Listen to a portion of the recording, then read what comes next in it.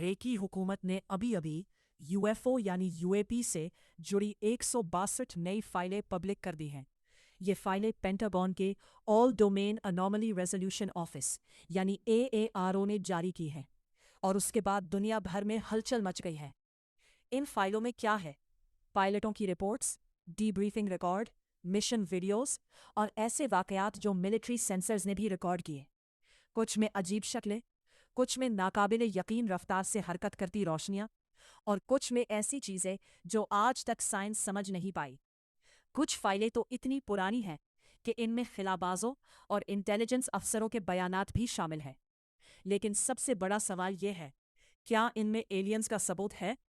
Pentagon का कहना है नहीं। एएआरओ की रिपोर्ट के मुताबिक अभी तक एलियन मखलूक, एलियन टेक्नोलॉजी या किसी भी गैर ज़मीनी सरगर्मी का कोई तस्दीकशुदा सबूत नहीं मिला। ज़्यादातर केसेस इसलिए हल नहीं हो पाते क्योंकि डेटा कम है या सबूत वाज़ेह नहीं। लेकिन सच मानो तो ये सिर्फ शुरुआत है। लोगों का मानना है कि हुकूमत को दबाव में आकर आहिस्ता आहिस्ता सब कुछ खोलना पड़ेगा।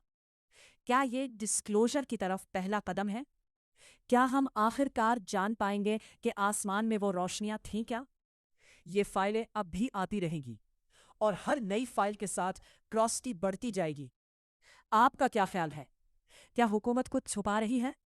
कमेंट में लिखो और वीडियो शेयर करो क्योंकि ये राज अब दुनिया के सामने आ रहा है।